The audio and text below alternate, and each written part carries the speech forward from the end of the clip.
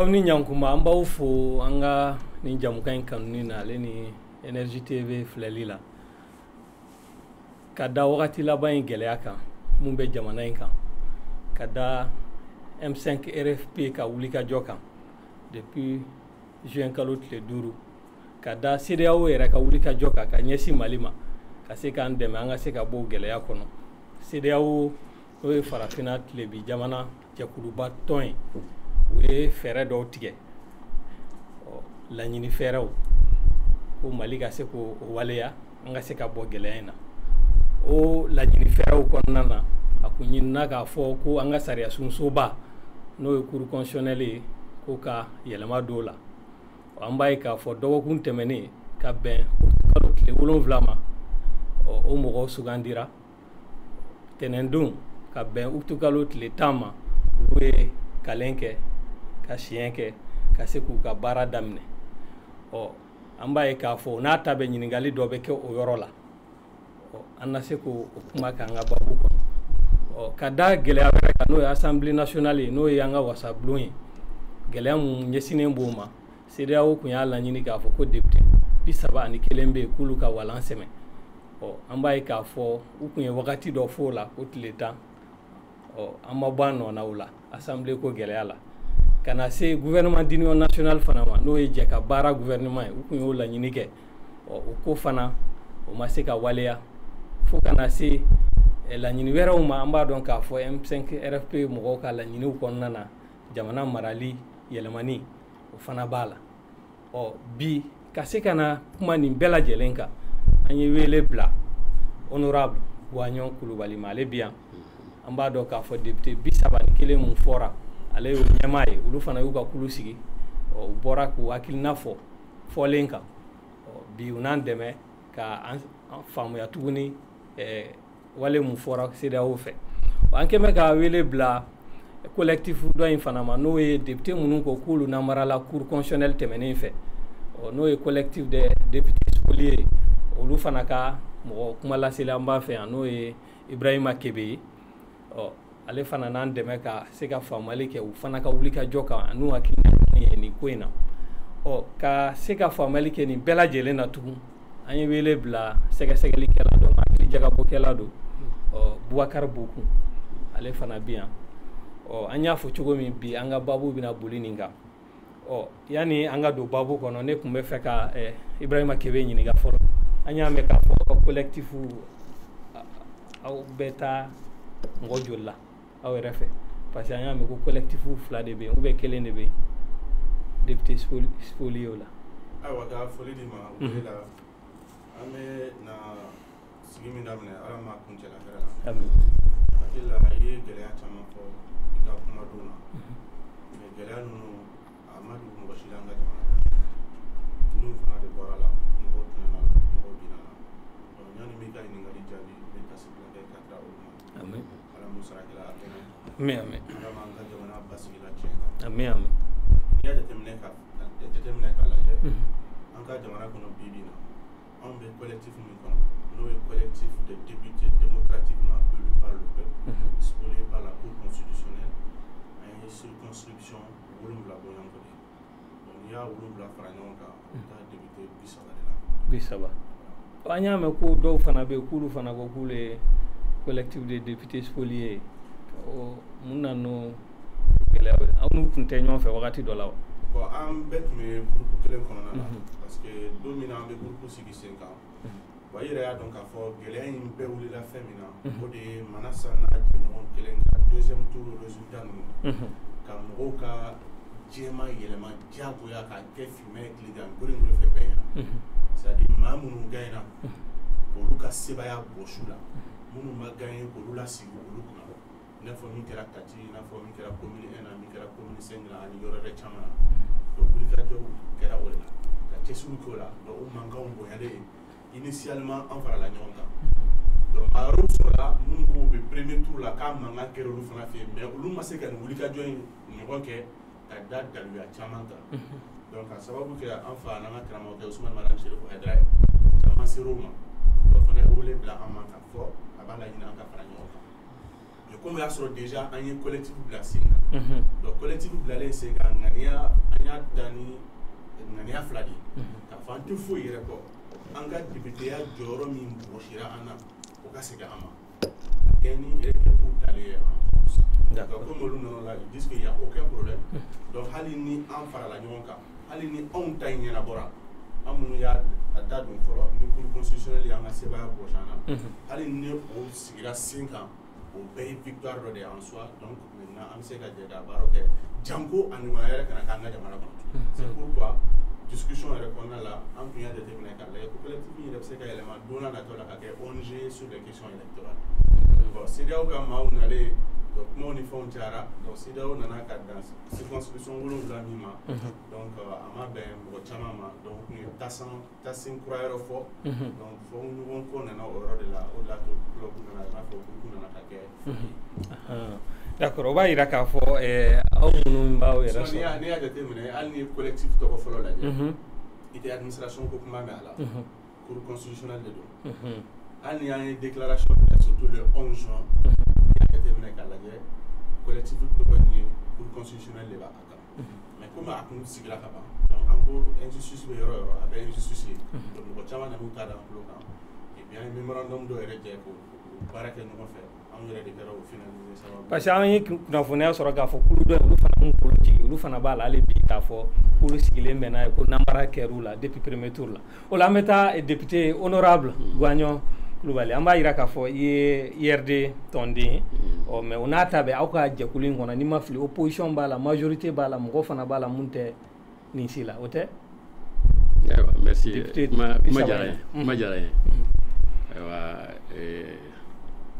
n bɛ mun fɔ fɔlɔ n bɛ an filɛbaga bɛɛ fo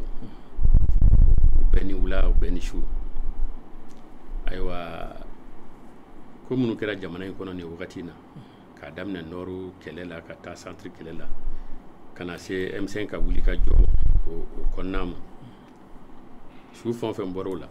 an bɛ dugawu k'u bɛɛ ye u bɛɛ tora maliko la ala k'u bɛɛ jigiyɔrɔ ɲɛ ala k'u bɛɛ nimakan mɛn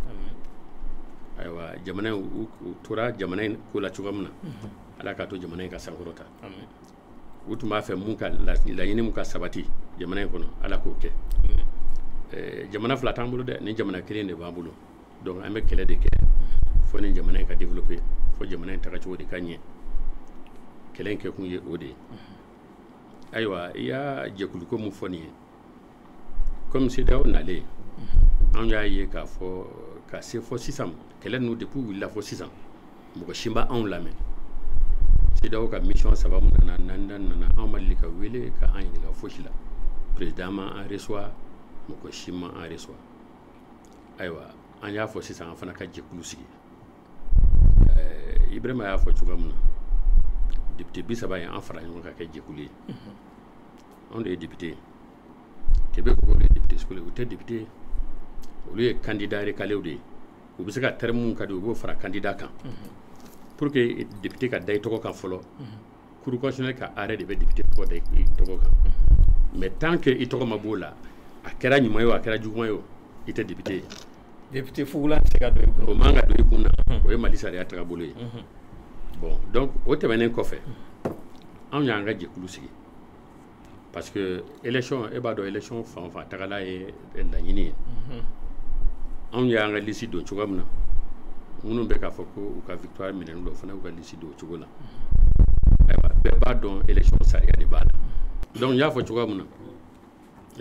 Mali kɔnɔ sariya bɛ élection na diɲɛ fan o fan élection fan o fan a bɛ sigi sariya dɔ de kan sariya in na n'a y'a élection kɛ candidat bɛɛ bɛ kɔlɔsili kɛ mun mana kɛ yɔrɔ min na mun mana kɛ yɔrɔ min na est ce que sariya sɔsɔra sariya ma sɔsɔ n'a y'o kɔlɔsili kɛ ayiwa jaabi mun mana bɔ administration territoriale ale ta ye jaabi bulletin ye a tɛ fɛn yɛlɛma a t'a lajɛ mun kɛra yɔrɔ min na a tɛ fosi ale bɛ a ka jate bɔ dɔrɔn k'o fɔ mais o tɛ résultat ye dɛ o tɛ jaabi ye dɛ jaabi ye mun ye o ye cour constitutionnelle mana mun fɔ de ye parce que mɔgɔ fɛn o fɛn n'i y'a ko o ko kɛ élection don n'i y'a fɛn o fɛn kɛ ni jaabiw ye ministère de l'administration territoriale da man ka don o la Mali sariya la donc an ka sariya la olu revendication n'a bɛ fɔ o ma requête olu de bɛ taa cour constitutionnelle la donc n'olu taara cour constitutionnel b'a lajɛ ni mun ye lakika ye ɲangini mun b'o la a b'o kɛ ni mun tɛ lakika ye o bɛ bila kɛrɛfɛ ayiwa bɛɛ b'a dɔn premier tour la requêtes caman donna Kebe ni ne an fila bɛɛ ye Kati ye Kati premier tour la mun kɛra troisième a requête do Kebe ninnu kama deuxième anw kɛra premier tour la olu kɛra deuxième ye Yɛ Samake Welesebugu maire kɔrɔ olu de kɛra troisième ye u y'a requête do deuxième kama k'a fɔ olu de ni deuxième ya ka kan mais u ka requête rejetera donc on taara deuxième tour la ni olu ye donc sariya de b'a la i y'a faamu voilà donc o sariya kɔni o bɛɛ appliqué bɛɛ la d'accord o bɛɛ appliqué bɛɛ la o b'a yira k'a fɔ cour constitutionnelle ka jaabi de ye jaabi laban ye o ye jaabi laban de ye Mali sariya kɔnɔ constitution kɔnɔ sisan an bɛ fɛ k'a dɔn toujours aw ka jɛkulu in na i y'a yira k'a fɔ a y'aw ka jɛkulu sigi nin ko in daminɛnen maintenant aw y'a dɔn k'a fɔ ko bolo sinnen b'aw ma cogo di fɛn fɔlɔ mun nana CEDEAO ka mission fɔlɔ mun nana u ka programme la u y'a fɔ ko minnu ko ko u ka victoire minɛn la k'u b'olu reçoit o tun b'u ka programme kɔnɔ anw y'a ɲini k'a fɔ an ka reçoit u ma sɔn k'an reçoit u ma laɲini kɛ anw fan fɛ aw sɔminna aw yɛrɛ la de ou bien a fɔra de ko an ma sɔn an yɛrɛ la dɔrɔn tɛ an bɛ ninnu ka collectif kalama n'u y'u ka collectif ka mɛnna u bɛ taa radio la u bɛ fɛn caman fɔ anw ma kuma o maintenant comme ni CEDEAO nana sisan k'a bɛ na sɔnna donni kɛ parce que ko wɛrɛw de donna la M5 ko de donna la parce que gouvernance ko problème wɛrɛ minnu bɛ jamana kɔnɔ olu farala kan donc CEDEAO ya délégation mission fɔlɔ bila ka na o mission mun nana o ka programme kɔnɔna la an y'a ye k'a fɔ ayiwa minnu ko k'u ka victoire minɛn la k'a b'olu reçoit olu dun organiser no ka kɛ collectif ye anw ma organiser ka kɛ collectif ye an ko an fana k'an organiser ka kɛ collectif ye parce que ni faamuyabɛliya yɔrɔ côté fila ye dɔ ko ale gagnena sariya ko k'o gagnena dɔ ko ale gagnena sariya ko k'o ma gagné n'a fɔra mun ma gagné k'a bɛ reçoit ni fana ma collectif ye i fana ka lamɛn a bɛ kɛ information bɛ kɛ fankeleman ye donc an y'an ta sigi o de kama mais k'a daminɛ an ka sigili la fɔ sisan mɔgɔ si ma an ɲininka mɔgɔ si ma an reçoit a kɛra CEDEAO mɔgɔ ye o a kɛra IBK ye o mɔgɔ si ma anw wele mɔgɔ si ma anw lamɛn aw ka kulu in na majorité ni opposition ni o ye côté fila bɛɛ ye o côté fila bɛɛ ten même olu fana ka collectif la majorité b'a la opposition b'a la ani député dɔw bɛ minnu tɛ parti foyi la indépendant fana bɛ yen koro député olu ye indépendant ye RPM b'anw ta la ADEMA b'a la URD CODEM etc CDS b'a la APR b'a la d'accord voilà Ibrahima Kebe yanni an ka kuma de b'o kuma aw ka délégation CEDEAO mɔgɔw ye aw kuma ɲɔgɔnya wa bon ani CEDEAO mɔgɔw ye ɲɔgɔn kuma ɲɔgɔnya k'a sɔrɔ hali Goodluck ka mission ma na donc comme an y'a fɔ mission fɔlɔ min nana organisation de ye fɛn bɛɛ ye mais ka kɔn o ɲɛ wa bɔra k'a fɔ sisan o m'olu reçoit o tɛ se k'o reçoit parce que fɛn in dara kɛnɛ kan panpara kan min don ɲaadimi de don kɔnɔdimi tɛ hali n'i ye kow bɛ taa cogo o cogo bɛɛ y'a dɔn ko min don au contraire ale de tɛ député ye parce que hali min da bɛ ale disi la ale n'o man kan c'est vrai ko jamana sariya sun sɛbɛn an ka taa dɔɔni i b'a faamuya jamana sariya sun ka kan ka i k'a ye ka da sira dɔ de kan o sira ye min ye ni gɛn kɛra n'a ye jamanadenw fɛ k'i ta n'o ye légitimité ye donc légalité ne bɛna ka da i kan sisan mais i bɛ se ka kɛ illégitime ye mais légalité bɛ se ka da i kan olu ta ka ɲi ye o de ye c'est pourquoi n'i y'a ye hali Ibrahim Boubacar Keïta ye anw reçoit a n'a kɔrɔ bɛ ɲɔgɔn na ka kɔn ye premier ministre y'an reçoit ani président yɛrɛ ka sigi kɔnɔna la hali a ye proposition minnu kɛ ko in kɔmasegi ye an tun b'a kɛnɛ kan an b'a dɔn min don hali cour constitutionnelle maaw yɛrɛ ye walan sɛbɛnni min kɛ o bɛɛ b'a jira k'a fɔ fɛn min don namara de kɛra o namara min kɛra olu minnu yɛrɛ ye député nommés ye olu b'a dɔn u ni ala cɛ u donna wo minnu kɔnɔ ka bɔli min kɛ c'est pourquoi an b'a fɔ k'an sisa kan nous sommes et restons des députés légitimement élus par le peuple spoliés par la cour constitutionnelle mais ni faso jama ka wulikajɔ ye o fana bɛna rétablir comme il le faut et o de fana kan ka kɛ donc n'i y'a jateminɛ k'a lajɛ an ka faamuyali la bi bi in na namara kɛra o namara ma kɛ o tout ça là c'est derrière aujourd'hui c'est derrière c'est derrière parce que a diara bema ka ba fait min kera hali acte mun me ka poser o beba ira ka fo minye quoi bolu bi nyela o te galo yesa d'accord amé temena nga babu ya ambaye ka fo non kanga to nga jabi de way mitla ka kuma dima mais yano che me fe ka buku ni nga buku ni je kulu flaka wuli ka joka ya kilina yimuye bon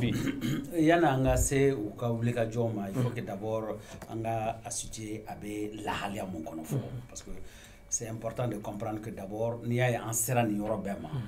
dana balia nana am marabaw ni on ni ñunche ko le ko bun foloy parce que kebe mo fo ale mo fo ni ya jetemne charia tableau là lu be se ka fo député mais politiquement ils ont aussi le droit de dire qu'ils sont des députés spoliés donc c'est un combat d'idées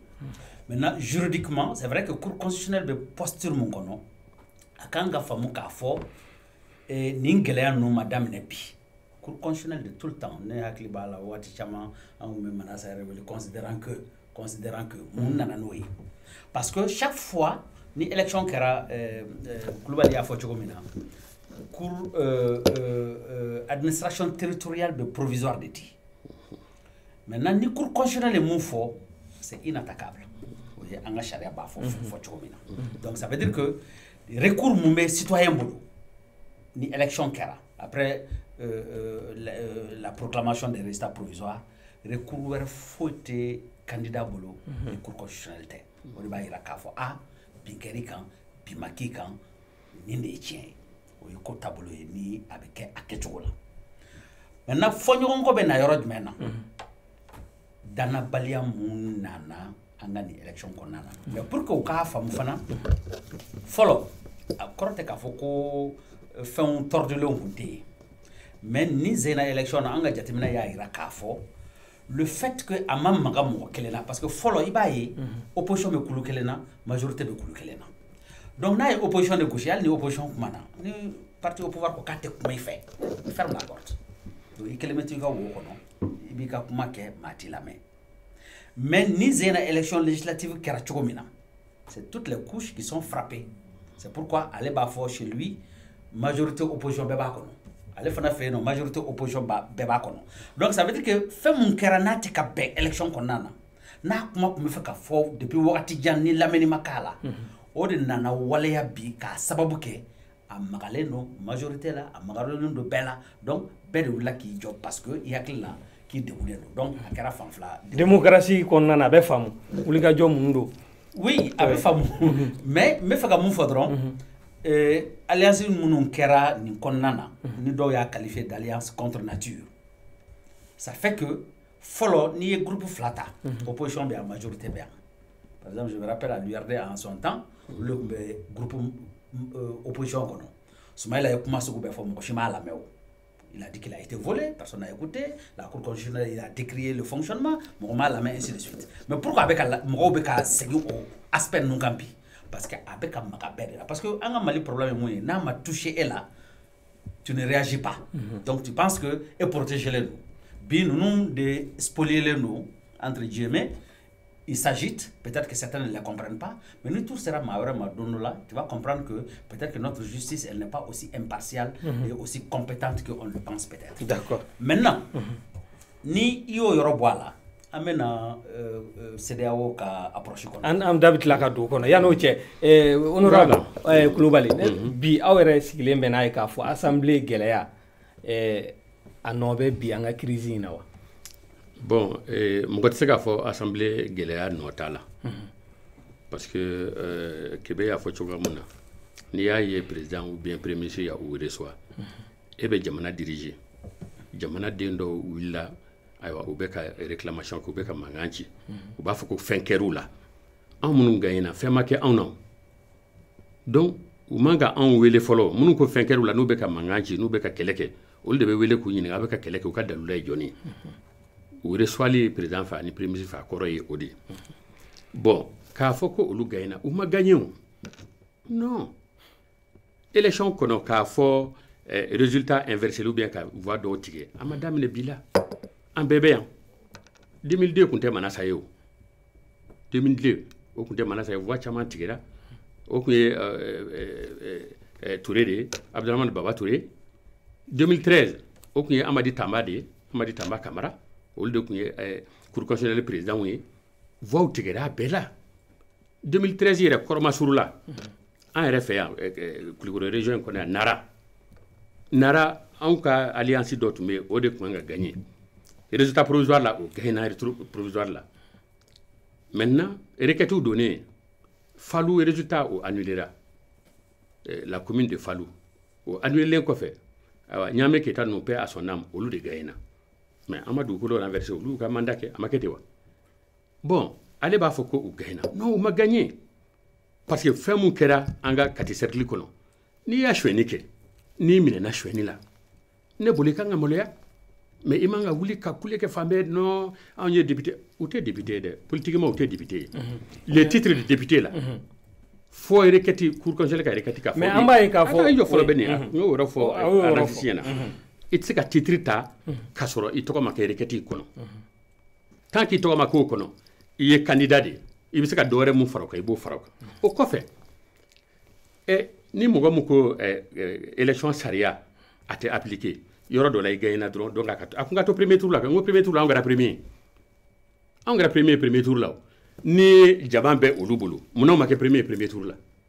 i mana mɛn k'a fɔ ko population de y'a olu la gagné population de y'a olu ta anw ma ta population fɛ il y avait 7 listes à Kati liste 7 de kun anw kɛra premier mɔgɔ si ma requête don anw ka premier contre la requête donna olu ka deuxième ya contre la donc olu de ma gagné wa n'i y'a commune 37 de bɛ Kati cercle kɔnɔ a 37 n'i y'a 36 ta k'a fara ɲɔgɔn kan an y'u battu ni voix 1000 de kɔ ye 300 de kɔ ye d'accord maintenant commune kelen pe de la u y'a dabara kɛ yɔrɔ min na n'an y'u minɛ ale ye peut-être a t'a dɔn parce que ale de bɛɛ bɛ kɔrɔnfɛla la ne bɛ n Gabakoro Dura commune na ale bɛ Moribabugu commune la a gagné n'a ka commune na ne gagné n ka commune na donc ça veut dire que an bɛɛ ka mɔgɔw b'an fɛ mais Manden mun kɛra Manden a ka bon hakili ma d'accord mais honorable an b'a ye k'a fɔ kalata n'i y'a jate minɛ yɔrɔ dɔw bɛ Mali kɔnɔ gɛlɛya ma don minnu ta la u tali la an y'a ye assemblée yɛrɛ kɔnɔ club dɔw sigira o club des députés du peuple o b'a yira k'a fɔ gɛlɛya ma don yɔrɔ bɛɛ la o club tɛ club des députés du peuple o tɛ assemblée kɔnɔ assemblée kɔnɔ gɛlɛya ma don yɔrɔ bɛɛ la mais gɛlɛya donna mun na k'a fɔ requête ma don yɔrɔ mun na yɔrɔ man ca dɛ hali dɔw gagné na premier tour la requête donna u kama cour y'u ka requête rejeté mais yɔrɔ 7 in de mɔgɔw hakili t'o yɔrɔ la dɔrɔn tɛ dɛ ka wuli ka jɔ bonyana o yɔrɔ la yɔrɔ mun taara minnu y'a mankan ci k'u ka victoire minɛ olu la u y'a yɔrɔ mun ta a ka ca ni yɔrɔ 20 ye 7 tɛ dɛ a ka ca ni yɔrɔ 20 ye maintenant 7 in taara mun na u ko résultat inversera yɔrɔ mun na kosɛbɛ u y'o de ta n'o tɛ 7 tɛ dɛ donc yɛrɛ fɛ fiɲɛ b'a bɛɛ la wa non ne fɛ fiɲɛ t'a si la parce que an ka démocratie daminɛna nin de kan a daminɛna nin kan ka sariyaw kɛ k'a fɔ ni mɔgɔ mun n'i y'a ni sɔsɔli kɛ ta nin bɛ bi n'i y'a ni sɔsɔli kɛ o bɛ bi kɔrɔmasuru la an ka Kati ta comme ale b'o kan ne d'ale fila bɛɛ Kati an taara concurrence la deuxième tour la kɛnɛkan ko don mun kɛra Manden kɛnɛkan ko de don assesseur 4 de bɛ bureau kɔnɔ 2 ye gouvernement ta ye administration ta ye 1 ye opposition ta ye 1 ye majorité ta ye depuis premier tour la an y'u tila an ni ɲɔgɔn cɛ k'a ban préfet a décision ta k'a liste bɔ sariya b'a fɔ n'o liste bɔra a tɛ se ka changer mɔgɔ si fɛ ni préfet tɛ wa préfet fana tɛ se ka changer tant que élection tile 15 tɛ élection ni a changement date cɛ mais olu fɛ yen Manden mais u y'a changer mɔgɔ min y'a changer mun ka cachet dara changement in kan Manden mairie secrétaire général o de y'a ka cachet da changement kan k'a afficher a ka mairie la munna a y'a kɛ n bɛna kɔrɔ f'i ɲɛna olu ka liste kan Manden maire kɔrɔ de b'u ka liste kan Manden maire kɔrɔ 2016 élection kɛlen o de gagné na Kamara ale de gagné na ka kɛ maire ye a gagné ka kɛ maire ye ani liste minnu tun bɛ ɲɔgɔn na u y'a attaqué cour suprême y'a ka maire ya bi ka délégation spéciale sigi parce que a ya mun kɛ Zena Manden a y'o ɲɔgɔn de kɛ o fana la donc a bira mais o tun ye cour suprême ye o tun tɛ cour constitutionnelle ye dɛ cour suprême de y'a bi bon a ya ni ko kelen de kɛ bon nin fana la deuxième tour la a y'a ko in kɛ Kebe bɛ se k'a fɔ ko u ma suɲɛni kɛ parce que Kebe t'a kalama Kebe tɛ se k'o kɛ o Moribabugu la Kebe tɛ se k'o kɛ o parce que n'a k'a b'a kɛ ne bɛ bɔ a kalama mais yen nin maire in y'a nin de kɛ maire kɔrɔ in ale de y'a nin kɛ a bɛ liste in kan papier b'a la dalafɔli tɛ dɛ papier b'a la k'a fɔ karisa anw ka mɔgɔw par exemple Madu Tarawele e bɔra yen Umar e bɛ bila place la ka anw représenter an t'a tigi dɔn a papier bɛ yen kɛnɛ kan ko don an ye lisi mun di préfet ma a lisi be kena kan ko da be ne yɛrɛ bolo haliya. D'accord, ok. An bɛ fɛ k'a dɔn Kebe nin b'a yira ni ye honorable Kulubali ka kuma la a bɛ komi fiɲɛ de bɛ an ka sariyaw yɛrɛ la kalata sariyaw mais k'a fɔ ko wale minnu kɛra k'o de kɛra sababu ye ka na ni yɛlɛma ye k'o tɛ. hakilila sariya ta kalata sariyaw a jɛlen don passe mais n'i ye Gwanɲɛ Kulubali yɛrɛ lamɛn n'i y'a lamɛn hakilima la i yɛrɛ b'a dɔn k'a fɔ kumaw sigilen tɛ sen kan député nommé don parce que il n'est pas légitime. Légitimité, ça vient du peuple. C'est comme moi, né Soumaïla Deme présidentiel là. Mais on va donc, Soumaïla de élu là légitimement par le peuple. Mais, oui, Ibrahim Bouakar Keita Sigé, ni charia yi. Et puis Soumaïla directeur de campagne kono. Il est retenu comme là c'est là. Donc, comme croyait à Fotou Mina, à Ouarakatara Kodjougou. Aïe, quand le Tchaman ko kele là, faut Soumaïla ka investi à la présidence là. Parce que charia on a utilisé tout Mina à Québec. O de y'a to mɔgɔ caman bɛ Soumaïla nɔfɛ olu yɛrɛ turu u gulon RPM na ka alliance contre nature kɛ ko parce que ko ni n'olu taara ko administration b'u bolo donc bi bi in na i ye député o kuma min fɔ club du peuple là c'est une réalité an bɛ a ye kunnafoniw na o Diallo do alu Diallo de b'a ɲɛmɔgɔya la olu yɛrɛ y'a ye Maraw ka intervention na Musa Mara ka intervention na mɛ o député yɛrɛ minnu élu la Nyeka, nɔgɔ tɛ min na n'olu yɛrɛ y'a laɲini ko minnu contesté la minnu donna nɔgɔ kan k'olu ka bɔ pour que assemblée kana ci bon ne bolo bi taga ni ka segin man ka k'o la Gwanɲɛ Kulubali kuma dɔ fɔ a ye tiɲɛ kuma fɔ ko kabi ko in daminɛ la résultats bɛ inversé ko voix bɛ tigɛ yɔrɔ la o de y'a causé an ko a tɛ kɛ tan tuguni fu de kan ka siri a dan na bi. Mɔgɔ tɛ se ka sariya sɔsɔ nin ko mɛnna sen na san a mɛnna sen na dɛ ka sariya sɔsɔ ka tila k'i b'i dogo sariya in kɔfɛ k'o kɛ briefing ye a ma daminɛ sisan a ma daminɛ a yɛrɛ y'a fɔ dɛ ale de y'a fɔ ko kabi ko in daminɛ la a bɛ tan donc zen na an murutila an ko jɛn tɛ se ka kɛ n'a ye donc fanga donna la wulikajɔ fɛngɛw kɛra la sariya sɔsɔ sugu jumɛn de kɛra n bɛna n'i ye a y'i sɔnni sigi kati kan a ye Kamara ka kuma fɔ Gwanɲɛ bɛ Kamara dɔn kosɛbɛ kosɛbɛ mais ni kow kɛra cogo min na an k'u fɔ ten a ye aspect fila fɔ n bɛ segin kɔfɛ a ye mɛrikalata fɔ a ye min fɔ k'o de kɛra Kamara bin kun ye ka bɔ mairia la a ka taa sɛgɛsɛgɛ o tɛ e yɛrɛ ka taa sɛgɛsɛgɛ ce n'est pas ça Kamara binna cogo min ka bɔ mairia la mun don ale de élu la Manden commune fɛ dugu 25 in fɛ k'a kɛ maire ye alliance dɔ tun bɛ n'o ye PIDS ni ASMA ni CAF ye olu de nana ka attaque kɛ tribunal administratif la fɔlɔ ko parce que spécimen bɔra campagne kɔnɔna la olu ka logo kun tɛ spécimen kan mais bulletin kan u ka logo kun u taara compétition la yɛrɛ u ye voix sɔrɔ mais u ma se ka hali conseil kelen sɔrɔ donc tribunal administratif ma sɔn min kɛ u y'a bila ka taa cour suprême na komi a y'a fɔ cour suprême y'a fɛ ko parce que k'u ma dama kɛɲɛ campagne kɔnɔna la parce que dɔ ka spécimen b'a kan dɔ ka spécimen t'a kan ko donc dama kɛɲɛ ma don u ni ɲɔgɔn cɛ donc u ka sɔrɔ ka bɔ yen donc e yɛrɛ ni ala cɛ hakilima i mana nin miiri k'a ye Kamara ka mun suɲɛli bɛ nin yɔrɔ la sa k'o kɛra cogo min a arrêt bɛ dɛ ni sɔsɔli kɛra a la n b'a ɲini fɛ an ka segin ka na n bɛna n'a arrêt ye i b'a ye min b'a kɔnɔ i b'a kala a ye sariya sɔsɔ mun fɔ i bɛ se ka dɔ fɔ ye n bɛna nin ye o kɔfɛ a ye président du bureau de vote minnu fɔ palais min fɔ ne tɛ assesseur fɔ parce que min fɔra an bɛ tɛmɛ n'o ye Manden commune kɔnɔ n'i y'a jateminɛ k'a lajɛ l'école karamɔgɔw de tun ye lettre bila k'a fɔ k'u bɛ fɛn in boycotté o ma dogo mɔgɔ la o secrétaire général min bɛ an ka dɔn Manden commune a dirigelen tɛ n'an ka alliance mɔgɔ ye dɛ an ka alliance mɔgɔ tɛ délégation spéciale ko de bɛ ka Manden commune gérer a ɲɛmɔgɔya bɛ min bolo bi o t'an ka mɔgɔ ye donc u ye lettre bila le Ségal a ye information remonté a fɔra ko k'u jɔ ni formation don kɛra n'u mana comme ça, vous savez qu'à procéder au remplacement. Premier tour. Effectivement, formation d'eau. Et au mana. Donc, élection mais sans ces gens-là. C'est pourquoi échanger au Kera. Fait-nous fallait là. Premier tour, là, premier tour que l'on est déjà tour. Mais en gros, il y a peuple là ça. C'est pourquoi nous ne faisons pas ces gars encore là. Parce que Béa donc a faut faire un Kera tour. Mais il y a fait politique qu'on a là. Aba qu'on a mené. Ni il y a jeté mine k'a lajɛ Queen label n'était dans le premier tour de résultat qu'on y fait là, sinon faut nous que la nuit magana on y fait on a un beau beudon, maintenant doulou qu'on a là. Oui. Menani, kuruka arrêter les kono. Il y aura un takera kabi premier tour au talata make follow, n'est-ce pas? Mais naraka au takera domina. Élection mais que utara président du bureau de vote ou fallait. On naraka au yereketi ni fond là pour yo black era fait. Au cas élection d'oere. Et le chara 2 semaines beaucoup ma fola. En nous takera avant ça et moi mon premier tour que l'autre on est deuxième tour et à traçabilité ni fait. C'est pourquoi Ani iso blakata, kera préfet, kera secrétaire général, kera sous-préfet ou besomé, n'a sur la on y a que, ou ma kera watim, etc. au document nous font bébambolo. Une faute administrative. Comment est-ce que bi électeur quand, ou ma bi candidat quand? C'est comme à jurisprudence en 2007, nous y marad nous y a fait un soleil. Ok. Donc en a bon ni comment kono. Ambetanye.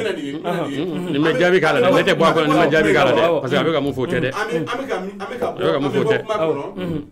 Ami beaucoup ma kono yoro mina ne bolo namara kelawo namara makeo anteni daga parce que a jeli no bema la preuve namara ko kuma fole kati oluka lisi mami ma nyamara no yoga directeur wal mandataire a wulika jo sabati o ere il est retombé o ye dunun ba kati ta la namara make kati etc angwaye no nutwe o kle la club mi resigi mi me olu député mun nomena manasa fait kuluka ngabo o nyemo ga rekla ka to kati bolo na mafli. D'accord. Ok, ambetanya antina to kati kamba ba bebe jekulu de ko on na jekulu de to wala amena jekulu to wala mais ale be ka kuma mun fo contre vérité de tiente. Awo. Ibi feka mun fo la attends tiente muna secrétaire général mun ya lisi changer. Au secrétaire général ye oluka maire ka secrétaire général di. Camara ka secrétaire général de Koro de do. Donc à secrétaire général Koro de a changement ke. A Koro Masuru ye mun mandé résultat ka se kati cercle la commune beta na mandé nye. Awre ka la nyuma makana ro ka ja. Wele se bugu ro ka ja. Yoro beta nana ou ya résultat takatu sigina e sabaya. Ka laje folo an yu battu ni voix bakile ni keme sabani koye wakati buna ou sur la ka papier rempli parce que anga mko ta signature là. Ka rempli ka soro ko bla an nyeni mbande kelempe ni voix basabay on de ba fe ka doke no te an mando be de an gayena di honorable yoro famu yara sisa an gayena ayo ata bene non ale ba re ke génie ala chomno te de aya présenté 2007 anya bugo 2007 honorable 2007 mais elle y sama ko honorable ini kebe honorable c'était quand 2013 voilà et tu me yesa make nunga lisikan ay anyi bugo honorable sisa on de requête do honorable même ñina on de requête do honorable au bina anya bugo honorable Koulibaly a fond fait au be bugo non pardon c'est à dire a fond fait nous bugora ou be wuli ka kuma cheya et règle c'est clair saria kono ni ya moko ka assesseur ou changer ka président de bureau changer avoir bekanga bi olu ta dronte bi de ambeta de bi depuis la wale mali saria de do la wale côté mali saria de do aba kono ou ya namara ke kanga moko boye ku ka moko takata chiffre changer donc ambeta bina d'accord bon commune bi sabani wolu lambo bi yiti bi sabani woro kono e ko jamato bo o je jamato bo le je honorable ni no résultat fara nyuma bi sabani woro ni ya fara non bi sabani woro ni ya fara on de premier non ma fa ma gagner do la de honorable ngagnon la ay do bene ay metti avancer quoi awa fitin no ne ma fo sisa ngale gayna ka commune naw ne ma fo ma gagner commune ne ko ni yo jadu fara nyuma bi sabani woro jabi fara nyuma on yu batiola de 1300 et quelques voix. D'accord. Quel est rapidement au lambe avancé au Rwanda? Et bien fait comme faut au lambe avancé. Non, le boulot, nous retenons n'importe quoi. Boulot bilingna te garoye ça. Min gelendo ou gelendo. Allez alliance contre nature que commune allez boudon ani alachela là. Donc aïe yekuma min fo tabalinka ni boulot oye wasa kele de ko kabi ko indamine. Mais élection de proximité alliance ko kabi ko indamine. Avec tout ga barbe ga fon. Mo fore ma fo. OK. D'accord. Non favera et attends non et yakuma dale mo kuraye. Donc ni yakuma dale mo kuraye ka galontige. Ma redressé. Donc galontige moi j'ai pas dit ça. Non. Parce que on est quoi tout barbe ne mo fo. Ma fo. Est-ce que ne fo? Est-ce que ne fo? Est-ce que ne fo? Ayamo. Non. Ne ko électoral be appliqué di. Non électoral que application la do be nyangi toujours. A foto wala voilà. Il a dit ko restore be renversé. voix bɛ tigɛ peut-être tugu ka bari bon a bɛ se k'o qualifier ten mais an kana nkalon fɔ a la ale ye kuma caman fɔ Kamara ta kan ale yɛrɛ b'a dɔn ale ni Kamara yɛrɛ y'a kuma jate mais a b'a dɔn a ni Ala cɛ a ye min fɔ a yɛrɛ i m'a ye a ma sigi o kuma in kan ka o nkalontigiya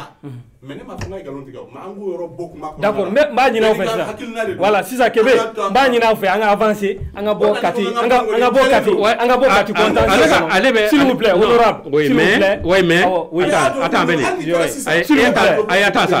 attends toi tu as la police de débat n'i y'a fɔ k'an bɛ bɔ sujet kɔnɔ attends n'i ko k'an bɛ bɔ Kati kɔnɔ e bɛ kuma d'ale ma ale bɛ kuma fɔ k'a sɔrɔ ne bolo o tɛ vérité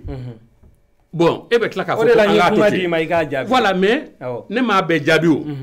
parce que ko ne k'an teliya an ka bɔ a kɔnɔ ne y'a yɔrɔ minnu to yen ale ko ne y'olu tiɲɛtigiya o tɛ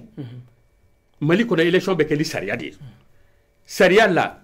ni a fɔra mɔgɔ min man ka baara min kɛ n'o y'o kɛ o ye défaut ye vote bɛ kɛ salle dɔ de kɔnɔ classe dɔ de kɔnɔ bureau dɔ de kɔnɔ an bɛɛ ka lasigiden bɛ yen n'a banna n'a comptera an bɛ papier signer ka taa bila mun b'a kɔlɔsi ne fan fɛ ni e y'o o bɔ yen ka mɔgɔ wɛrɛ bila o place la ne tɛ mun dɔn a k'a yɛlɛma ka taa n'a ye mais quand même k'a fɔ ko école karamɔgɔ k'u bɛ grève kɛ o tɛ école karamɔgɔ ka grève ko fɔlen ministre de l'administration territoriale a lettre ci a lettre ci préfet bɛɛ ma a lettre copie bɛ n bolo ko mɔgɔ si kana agent ninnu changer k'a turu da fɛngɛ ko kun grève ko kun k'a kana changer d'accord honorable bon donc n'i y'o changer sisan an bɛ avancer et puis un secrétaire général d'une mairie la o bɛ fɛn changer cogo di o faamuyara préfet kan ka fɛn mun kɛ o bɛ merci bien honorable merci Kebe bon 2 secondes voilà bon après il y a une seconde ne fana ma ayi non oui bien sûr an ka jaabi ne n'a ka taa awɔ mais n'a y'i diya ne ka taa 50% d'a ma o tɛ sa an ka ale bɛ ka taa mun ta o ka taa ni ne ta ye oui nin contentieux ko ye ne y'a fɔ n ka bɔ nin an ka bɔ nin kɔnɔ parce que nin ko in jɛlen don bɛɛ bolo d'accord a kaɲi an ka bɔ o kan hali simindenw bɛɛ y'a merci Kebe a faamuyara an ka bɔ a kɔnɔ n bɛ a ɲini aw fɛ sisan ne fana bolo an ka bɔ nin sujet kɔnɔ parce que Kebe b'a dɔn u ya sonyɛni kɛ anw y'u minɛ d'accord o minɛnen an bɛɛ ka voix bira bɛɛ ka voix bilen commune 36 ye anw y'u bati d'accord merci bien an y'u bati sisan an b'a dɔn k'a fɔ aw bɛ yan Kebe wa preuve bɛ papier bɛ Kebe papier bɛ oui honorable Kebe bɛ yan e bɛ yan aw ka collectif tɔgɔ la honorable Kulubali a fana bɛ yan aw ka député ka collectif tɔgɔ la o la an b'a dɔn k'a fɔ aw fila bɛɛ aw bɛ jɛkulu dɔ de kɔnɔ an bɛ fɛ nin wagati in na aw ka kuma o jɛkulu tɔgɔ la an ka bɔ Katita kɔnɔ o la an b'a ye k'a fɔ CEDEAO nalen Mali la olu ye proposition dɔ kɛ assemblée ko la Bokum ne bɛ fɛ k'a dɔn e fɛ CEDEAO ka proposition in a bɛ se ka kɛ sababu ye ka an ka assemblée gɛlɛya in ban wa non ma da la n k'a bɛ se ka gɛlɛya ban parce que honorable ye kuma dɔ fɔ par exemple ninnu lamɛnna ninnu ma lamɛn o ye fiɲɛ ye baara kɔnɔ an y'a ye fana k'a fɔ gɛlɛya dɔw yera effectivement La Guinée Alpha Condé ko k'a mɔgɔ tɛ CEDEAO la ye an y'a ye k'a fɔ CEDEAO ma taa donc o bɛ mun yira o b'a yira k'a fɔ Mali gɛlɛya kɔnɔ peuple tɛ ka CEDEAO wele mais chef d'état de bɛ CEDEAO wele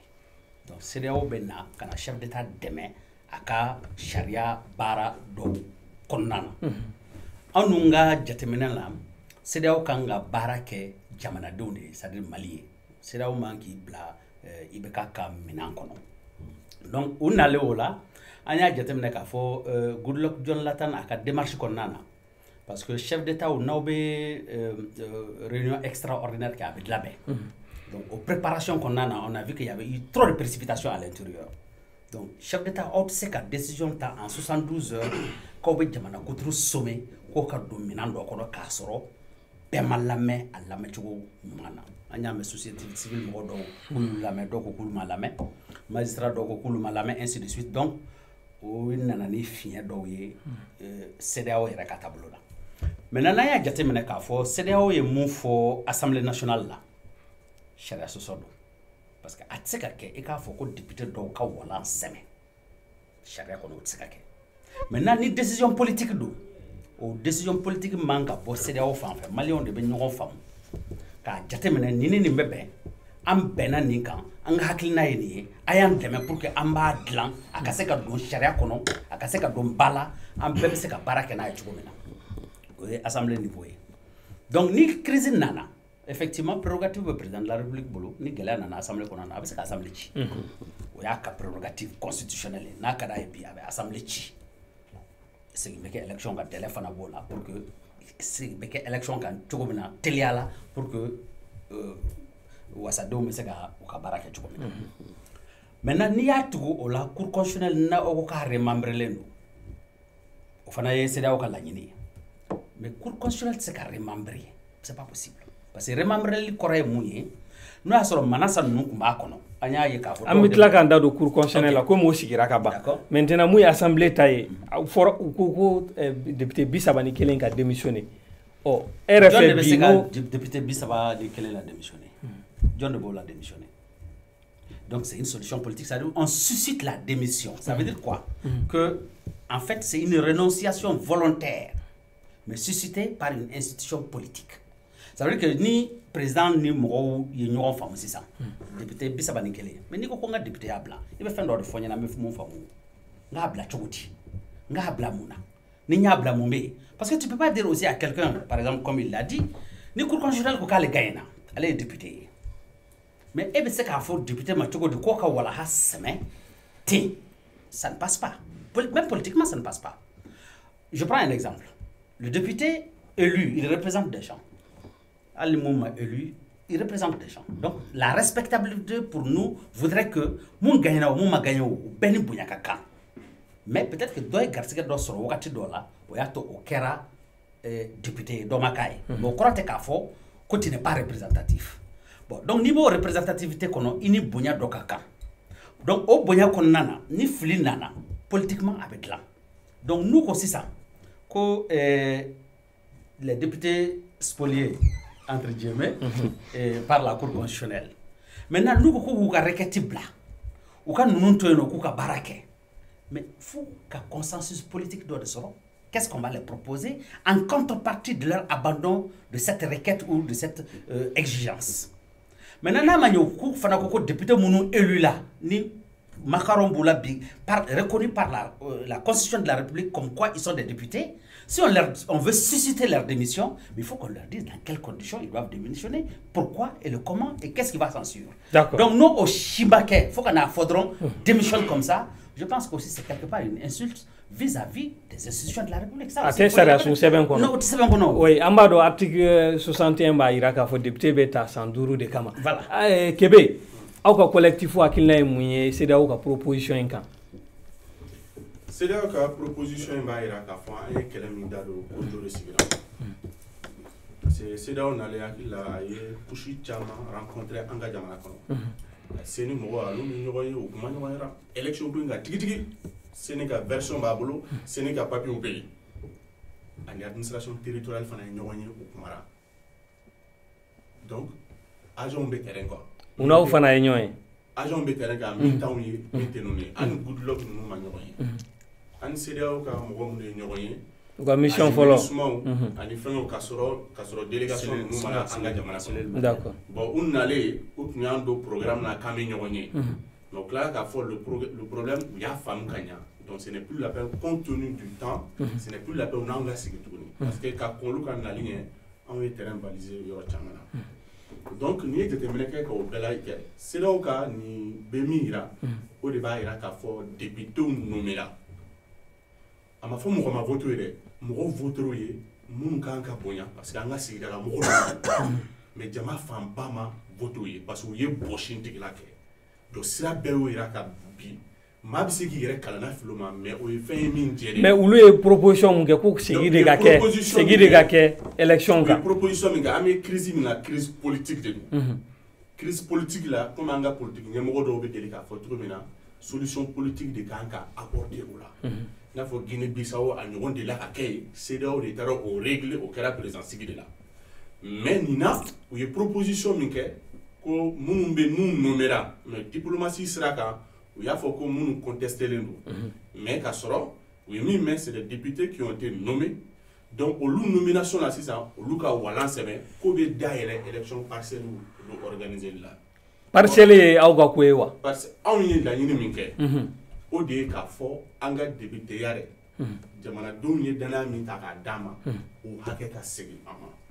Kassoro Kalata Kuratea. Kassoro Kalata, Kasegi Jabi Ougawa. Fefla, ni ne ye e ka fɛn bɔsi la san tilegan kelen yɛrɛ fɛ ninnu bɛɛ nana bɛɛ y'a dɔn k'a fɔ n y'a bɔsi la de ni ne kan k'o sigi e ma e m'an ka musaka yɛrɛ bɔ Kulibali sa ne k'o sigi e ma koyi donc n'i y'a bɔsili min kɛra n kan k'i ka fɛn rendu i la de mais an kana an jaw kan tuguni parce que diɲɛ bɛɛ bɔra nin kalama plus i b'i jaga plus i b'i yɛrɛ la kuma suli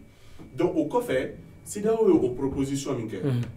o CEDEAO ka proposition ye anw ye min laɲini an ka sigi an ka wasadenya est-ce que sariya sira fɛ o bɛ yen tugun wa o de la n y'a f'i ɲɛna n ko décision politique de don mais sariya tɛ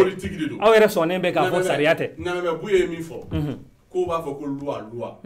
ko mais loi ko k'i kana suɲɛli kɛ n'i ye suɲɛli kɛ loi yɛrɛ kan k'i ɲangi il faut k'an ka bɔ nin de kɔnɔ gɔn yɛrɛ y'a fɔ sisan ko a ma daminɛ bi u bɛ voix tigɛ u bɛ fɛnw renverser ale yɛrɛ y'o témoin ye sisan kɛnɛ ka bɛɛ ɲɛna est-ce que waati ma se fu mais a fɔra ni cour constitutionnelle ye kiiri mun tigɛ ko segin tɛ ko kan aw yɛrɛ sɔnnen bɛ ka cour constitutionnelle voix tun bɛ cour constitutionnelle bolo ka se ka ko régler même à travers l'erreur matérielle o erreur matérielle ye mun ye o tɛmɛna o kɛbɛ o tɛmɛna sariya n bɛ k'a fɛ e bɛ ti ka sariya ko kuma fɔ wa yala ni cour constitutionnelle tun ye sariya bato an bɛ bin nin dingɛ kɔnɔ wa yala san m'a sɔrɔ cour constitutionnelle mɔgɔw yɛrɛ démissionné la wa donc mɔgɔ min n'i bɛ sariya sɔsɔ ka tila kana k'e bɛ sariya ta k'o kɛ biri fitinin kɛ a kɛ suturalan ye don de sera bi an ka jamana kɔnɔ o ka bɔrɔtɔ donc o bɔrɔtɔli min kan ka kɛ o de y'a latilenni ye a décision laban tɛ bɔ anw na dɛ an ka ŋaniya ye min ye o de ye o ye collectif tɔgɔ ye c'est-à-dire n bɛ kuma la collectif de tɔgɔ la dɛ pas en tant que Kebe personnellement mais aw ka collectif sigilen bɛ n'a ye k'a fɔ aw député 30 yan aw minnu ko ko aw ka jaabi minɛn'aw na aw ka victoire minɛn'aw na n'aw kɛ sigira cour constitutionnelle lasegin assemblée kɔnɔ o bɛ se ka kɛ basigi sababu ye ka d'a kan aw ka ca ni 30 ye ni an ye bon ne ye o kuma in ayi non e yɛrɛ fɛ o bɛ se ka kɛ basigi sababu ye bi yan an ka taa dɔɔni hakili la an dontɔ la kuma la n ye collectif ko berebe latigɛ ye n tɛna segin kɔ o la i ye nin min fɔ Musa Mara min ye député ye bi assemblée nationale kɔnɔ o y'a jaabi min di an bɛ t'o jaabi kɔ ka assemblée ci yan ayi a ma fɔ assemblée ci la n'a cira a bɛ ka k'ale ye hali bi bi in na moi personnellement ni jo seginna jotigi ma ka jalaki sigi jalakitigi ma la dissolution de l'assemblée o bɛ président ma kɛ mais a ka kan jamana kɔnɔ fuka siri nin dan na ka élection truquer walima ka bɔsi tigila kɛ walima ka t'i da fanga naga kɔrɔ parce que administration b'a bolo ka bin mɔgɔw kan k'u ka vote minɛ diyagoya la non il faut que ça s'arrête aw ka collectif sigilen bɛ ni assemblée cili yan n'o kɛra a bɛ bɛn aw ma wa assemblée cili o tɛ anw ka laɲini kɔnɔ collectif ka laɲini kɔnɔ je parle au nom du collectif précisément sinon ni ne kelenna don ne ka hakilina b'a dan ma mais comme n'aw bɛ kulu kɔnɔ kulu il faut faire attention mɔgɔw ma assemblée cili ko o tɛ collectif des députés démocratiquement élus par le peuple spolié par la cour o tɛ o kɔnɔna na mais o ka laɲini ye min ye restitution de ka kɛ n'o siège ninnu ye k'o restituer k'u segin u ma k'a sɔrɔ kalata tɛ wala k'a sɔrɔ tɛ mais ni a bilala jaabi mana bila yɔrɔ o yɔrɔ la an b'an conformer o la n'o ye assemblée cili ye o t'anw ka ressort la d'accord honorable Kulubali an y'aw ka lamɛnni bɔli laban in na aw ye a dan tigɛ k'a fɔ ko aw tɛna na démissionner k'aw tɛ walan sɛmɛ CEDEAO mɔgɔ dun y'a ɲini aw fɛ k'aw ka walan sɛbɛ a bɛ komi u y'a jaakusa yɛrɛ ko partiw kan u ka fɛɛrɛ tigɛ u ka député minnu bɛ yen aw ka se ka démissionner ko sinon k'u bɛ sanction ta an b'a dɔn k'a fɔ tile 10 de tun fɔra o kɔnɔna na o tile 10 tɛmɛna sisan a ko bɛ da jumɛn na bi aw yɛrɛ bolo bon yanni ka don o kɔnɔna la fɔlɔ Ibrahima Kebe ko ne ko tigɛtigɛli bɛ kɛ ma o fɔ élection sariya b'a la i y'a ye États-Unis élection kɛra u segira yɔrɔ dɔ kan k'a kɔnde u bolo la ni sariya la e y'a voix dɔ sɔrɔ ka sɔrɔ dɔ ya namara k'a yɔrɔ la n'a tigi minɛna namara la sariya b'a fɔ ka kɛ cogo min na a bɛ kɛ ten n ko depuis élection daminɛna o de bɛ kɛ n m'a fɔ voix bɛ tigɛ dɛ ale y'a mun fɔ 2018 la URD de ka candidat ye Sumala ye olu de farala anw kan mais o yɛrɛ dɔrɔn tɛ o ne n'ale yɛrɛ tun bɛ baara caman kɛ ɲɔgɔn fɛ fɔlɔ avant k'o ka se an bɛɛ y'a campagne kɛ 2018 pour Sumala an y'an filɛ élection kɛcogo la URD anw ma an sigi ka mankan kɔnɔ bi anw taara selen kɛ ka document dɔ dilan k'a fɔ élection bɛ ka kɛ sariya minnu kan tant que an bɛ o sariyaw kan mankan tɛ ban élection ko la anw y'a réflexion kɛ ka document dilan k'a di IBK ma k'a di parti politique kumabaw ma ani parti caman yɛrɛ sigira ka discussion k'a kan mais problème t'o ye comme loi ma changé sariya ma changé mun bɛ baara bɛ kɛ ni o de ye ni baara kɛra ni o ye n'i minɛna suɲɛni na bɛɛ b'a dɔn e kana mɔgɔ ka butigi kɔnɔ ka don ka na i bolo bila a ka tiroir kɔnɔ ka wari ta i ta i tɛgɛ ma i b'a bila de olu y'aw bolo donné u y'aw fɛn ta an y'u tɛgɛ ta a bilara a bilalen 36 in na an y'u battu n'u farala ɲɔgɔn an y'u battu 36 jaabi commune 36 jaabi faralen ɲɔgɔn kan mɔgɔ min b'i battu n'i ko jama t'o bolo ko jama bɛ e bolo parce que i y'a namara kɛ commune kelen de la ah non jama t'i bolo est-ce que y'a faamuya donc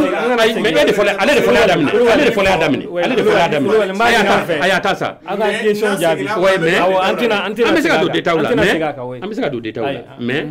e de bɛ taa ni question ye o fan fɛ parce que ale bɛ segin a kan a b'a fɔ ko ne ko a tigɛ tigɛra ko ne yɛrɛ sɔnna o ma ko ne taara n dogo a ɲininaw fɛ k'aw ka démissionner ne bɛ taa dogo jɔnni kɔfɛ alliance ko de don CEDEAO mɔgɔ y'a ɲininaw fɛ k'aw ka démissionner oui mais e y'a to ale ka kuma caman fɔ nin na fɔlɔ ka sɔrɔ ka na CEDEAO ko la donc n'a k'a bɛ taa fɛn dɔ fɔ yan fɛ i b'a fɔ ka jɔ n'i m'a fɔ ka jɔ n'a y'a mun fɔ ne fana droit bɛ ne bolo k'o jaabi voilà droit bɛ ne bolo k'o jaabi olu yɛrɛ ka alliance u ka alliance ye contre nature ye ale donna ni parrainage de tɔgɔ ye an k'o to yen nɔ ale donna ni parrainage de tɔgɔ ye an k'o to yen nɔ parrainage ye opposition de ye honorable n ka question jaabi a fɔra k'aw ka démissionner saku de don k'aw ka démissionner donc opposition de don ale taara fara Bobe kan Bobe mun ye premier ministre ye o ye majorité honorable s'il vous plaît honorable non an bɛ se ka ban parrainage la wa Cɛbilen Dramé honorable s'il vous plaît a fɔra k'aw ka démissionner an ka non Cɛbilen Dramé y'a ka élection n'a y'a élection kɛ ɲɔgɔn fɛ 2018 honorable ne tɛ kuma foyi fɔ yan honorable bɛ se k'a touché an y'a baara kɛ ɲɔgɔn fɛ n kɔrɔkɛ don dalen don a la a ka baara ɲɛna a diyara URD mɔgɔ bɛɛ donc honorable n b'a ɲini fɛ an ka taa ni jaabi maintenant i bɛ ka mun fɔ CEDEAO ko la i bɛ ka mun fɔ CEDEAO ko la ne y'a f'i ɲɛna cogoya min na CEDEAO y'a ye k'a fɔ mankan bɛ yen i y'a fɔ analyse y'a fɔ cogoya min na a nana i bɛ k'a ka weleliw de don u nana ye mankan bɛ yen minnu bɛ ka mankan ci pour que mankan ka bila u ya solution u taara dossier lajɛ o non on n'était pas contre k'a fɔ ka dossier lajɛ ni fili bɛ mun na ka bɔ a la an t'o contre la o mais n'i ya dossier lajɛ ni mun bɔra la bɛɛ ka sɔn o ma dɛ parce que an b'a dɔn an ta ye lakika ye donc u ya dossier lajɛ maintenant mankan cilen don olu bolo ni mankan bɛ ka kɛ yanni an ka sama ni ɲɔgɔn cɛ nin jo b'a la nin jo t'a la olu ko ka segin ka taa élection la ko mais anw ka démissionner non i ma anw lamɛn i bɛ se ka t'i sigi ko an ka démissionner cogo di i ma an lamɛn an n'i ma kuma an y'an ka papier mun don Mali sariya de don anw m'a tranché anw tɛ juge ye anw si tɛ cour constitutionnelle la minnu b'a la u tacogo fɔlen don Mali constitution kɔnɔ olu taara ne ma deli ka don cour constitutionnelle kɔnɔ n tɛ Manasa dɔn ma deli k'a ye ɲɛ la mɔgɔ tɛ cour constitutionnelle kɔnɔ ne bɛ mɔgɔ mun dɔn n'u taara tranché Mali sariya la anw gagnena ni mɔgɔ mun k'an ya namara kɛ i biri an kan anw m'a tranché o mais n'a yira sariya b'a fɔ an ka mun kɛ an y'o de kɛ bon maintenant olu k'a fɔ ko anw ka démissionner ah non an t'olu ka disposition la o Mali sariya la démission c'est volontaire ou bien démission de fait a bɛ bɔ i yɛrɛ de la i yɛrɛ ou bien démission de fait dɔ bɛ o t'i yɛrɛ ye o t'i yɛrɛ ye démission de fait ye jɔn ye n'i minɛna kojugu dɔ la ayi o b'a d'a ma o n'o tɛ kelen ye n'i y'a place dɔ sɔrɔ sisan n'i bɛ député la n'i kɛra ministre ye ani ministère tɛ taa place fɛn o fɛn bɛ yen n'a ni député tɛ taa ɲɔgɔn fɛ n'i y'o sɔrɔ o ye démission diyagoya ye maintenant ni sariya ye ɲangi ka se niveau dɔ ma k'a kɛ k'i ka droit dɔw perdu i bɛ bɔ député la o tɛ démission ye dɛ o ye gɛnnen de ye bon dɔ in o ye n'i yɛrɛ y'a bɔ i yɛrɛ la ka démissionner ah mais non an bɛ se ka gagner cogo di ka combat kɛ ka mɔgɔw bɛɛ battu liste 7 k'a bɛɛ battu premier tour la ka na deuxième tour la dɔ k'a bɛ namara kɛ k'o tɛgɛ ta ka gagner ka tila k'a fɔ anw ka démissionner mais n'a yira n'a ka fɔ bi assemblée gɛlɛya dulonnen bɛ aw de la aw député 30 non assemblée ko filɛ nin ye tan assemblée gɛlɛya farala gɛlɛya wɛrɛw de kan o de y'a to a amplifiera tan ni gɛlɛya wɛrɛw tun tɛ fɔ a kun danna élection ma a kun tɛ se nin yɔrɔ la CEDEAO yɛrɛ kun tɛ na nin tɛ élection kɛ ko fɔlɛ 2018 la ale yɛrɛ filɛ nin ye an y'a mobilisation mun kɛ k'a fɔ Sumala Gaye na an y'a mobilisation mun kɛ a ka ca kalo 3 ye an y'o kɛ ka yɔrɔ bɛɛ minɛ ka mɔgɔ miliyɔn kɔ bɔ est ce que CEDEAO nana CEDEAO ma na mais a ma fɔ i bɛ k'a ka démission mais n'aw dalen b'a yɛrɛ la n'a fɔra ko ka segin kalata kan non e ma mun faamuya an ye mɔgɔ 147 ye a 147 n'i y'a jateminɛ mɔgɔ damadɔ n mana bɔ a la requête donna bɛɛ ta kama soit premier tour la ou bien deuxième tour la mais Mali sariya de y'u lajɛ mun ni passeli ka kan k'o passé ni mun ta kɛra namara ye comme Kebe n'u y'a kɛ cogo min na o tigiw bɛ bin donc n'u binna a bɛ se ka fɔ cogo di ko anw dɔrɔn ka anw lajɛ o 30 ni o 147 cɛla ka bolo sinsin aw la karisa ni karisa aw ka démissionner non o tɛ Mali sariya ye Mali sariya la mɔgɔ si tɛ se k'i jagoya kan komi bolo sinna aw 30 in de ma bi n'aw dalen b'aw yɛrɛ la aw pɛrɛnnen don ka taa Kalatakura la wa non e ma mun faamuya Kebe b'a dɔn hali n'a taara Kalatakura la an b'u kɔ a b'a dɔn mais anw de tɛ démissionner an tɛ démissionner mun na ayi an tɛ démissionner mun na Mali sariya la an man ka démissionner ni anw démissionner n'an yɛrɛ ye ten a kɔrɔ ye anw sɔnna bɔ k'a fɔ an ya suɲɛni kɛ anw dun b'a dɔn anw dun b'a dɔn an ma suɲɛni kɛ an y'a sogo de minɛ donc n'u b'a fɛ dɔ ka démissionner u ka taa dossier lajɛ k'a fɔ karisa i jo t'a la donc comme i jo t'a la démissionner sisan a tigi bɛ démissionner à ce moment mais olu ma taa yira k'a fɔ tɔɔrɔ bɛ anw bolo foyi t'an bolo ko dɔ y'a mankan ci a kumakan bonyana parce que a taara Sherifu Madani ninnu voir a taara mɔgɔ caman voir ale yɛrɛ ko k'u y'a mɔgɔ caman voir li b'a to an k'an ka sariya bila mais an b'a dɔn yamaruya bɛ président bolo ka assemblée ci aw ka kɔlɛ aw mɔgɔ 30 aw sigilen bɛ n'o ye bi yan n'o kɛra aw bɛ sɔn wa ayi anw ka collectif filɛ an ma kuma assemblée cili ko kan an ma kuma kan ye jɔn ye parce que assemblée cili député fɛ o tɛ député ka ko ye ka combat kɛ ka gagner sariya ko n'i gagnera k'i bɛ san 5 k'a la e yɛrɛ bɛ se k'a fɔ cogo di ko ka ci i yɛrɛ tɛ se k'o fɔ o tɛ se ka kɛ mais président ka prérogative don a se bɛ président ye ka assemblée ci mɔgɔ si tɛ se ka bali Mali constitution b'a jira k'a fɔ président bɛ se ka assemblée ci a bɛ se ka ci mɔgɔ si se t'a la ka di ye a bɛ se ka ci a man di ye a bɛ se ka ci mais e yɛrɛ mun fɛn bɛ ye mun bolo e yɛrɛ b'a fɔ k'a kana ci cogo di ah non i t'o fɔ jamais mais an b'a dɔn k'a fɔ cour constitutionnelle kura sigira an ye ministre de la justice kura ka kuma lamɛn u ka conseil supérieur de la magistrature senfɛ a y'a yira k'a fɔ ko contentieux bɛna bila ka taa di cour kura ma o la o bɛ mun yira aw la bon d'abord sigiliyɔrɔ la ayiwa cour suprême ka représentant mun bɛ yen a ka discours senfɛ a sigira kan k'a fɔ minnu talen filɛ k'u ka baara kɛ sariya kɔnɔ parce que n'u y'a jaabi mun di recours t'a la a sigira kan a discours bɛ mɔgɔw bolo i bɛ se k'a lamɛn a ko ni mun fɔra ko segin tɛ se ka k'a kan a bɛ appliquer maliden bɛɛ kan donc u ka baara kɛ sɛbɛ la a b'a ɲini u fɛ n'u y'u ka baara in ta u ka baara kɛ sɛbɛ la donc a y'a o fana fɔ maintenant n'a y'a fɔ ko segin tɛ se ka k'a kan dɔ bɛ k'a fɔ kɛrɛfɛ mɔgɔ si m'a fɔ ye ko segin ka k'a kan dɔ bɛ k'a fɔ kɛrɛfɛ ko ka taa segin fɛn dɔ kan anw bɛ mun fɔ la problème i bɛ y'a fɔ cogo min na problème politique de don problème politique de don mais u bɛ se k'u ka avis di a kan k'a fɔ président ye M5 ka revendication principale tɛ assemblée assemblée tɛ an ka revendication principale ye non i y'a faamu donc assemblée c'est peut-être deuxième ou bien troisième position mais c'est pas la principale revendication bon maintenant cour mun sigilen filɛ ayiwa analyse y'a fɔ ko a cour yɛrɛ a tun man ka kɛ tan mais Mali sariya la normalement ni mɔgɔ dɔw démissionnera n'u démissionnera n'u yɛrɛ ye cour la ou bien ala ka wele sera u ma n'u bɛ remplacer u mana remplacer ni mɔgɔ mun ye i bɛ na de ka na mun kɔrɔlen mun tun bɛ k'o ka mandat dalafa bon ni mun sigira u sigira ka dɔn manasa ninnu ka mandat de dalafa wa ou bien olu sigilen bɛ ni mandat kura ye wa o ma fɔ mandat kura parce que a bɛɛ kɛra abrogé n'u ye kɔrɔlen sigi o ayi décret abrogé mun filɛ tan déjà décret abrogé mun filɛ tan ayiwa juriste yɛrɛ bɛ a débat la dɔw ko a prévilen tɛ dɔw ka a bɛ se ka kɛ et cetera an b'o débat t'olu bolo mais CEDEAO an ta kɔni ye mun ye an kɔni ta ye mun ye CEDEAO mun fɔ a kɛra assemblée ye o a kɛra volet tɔ règlement ye o a si tɛ problème réglé M5 kɔni an ko CEDEAO ye fɛn fɛn fɔ on n'est pas d'accord nous à l'UED aussi là on a dit qu'on n'est pas d'accord donc hali ni député 31 an kɔni y'a 30 compté hali ni olu démissionnera o tɛ problème réglé o tɛ assemblée problème réglé o tɛ assemblée problème M5 ma deli k'a fɔ ka 31 ka démissionner o b'a yira k'a fɔ assemblée mun bɛ yen nafa t'a la M5 ma deli o b'a yira k'a fɔ assemblée mun bɛ yen nafa t'a la ayi o tɛ kɛlɛ mun bɛ yen a kɛlɛ solution tɛ nin ye kɛlɛ mun bɛ assemblée kunkan M5 bolo o solution tɛ ayiwa mɔgɔ 31 ka bɔ o ka o y'a cili de ya M5 b'a fɛ a ka ci de M5 plan mais RFA bibi na ndani nyiniga parce que mena politique la kana se fo sama assemblée mumbe RFA bi se ka malien sago ku yebia na to raywa bon net se ka bonga représentation cadre kono kata yer hakli nafo contestation parce que abe kuma jamana to kola ne URD vice président dodi URD aka décision ta ambe FSD la ambe M5 kono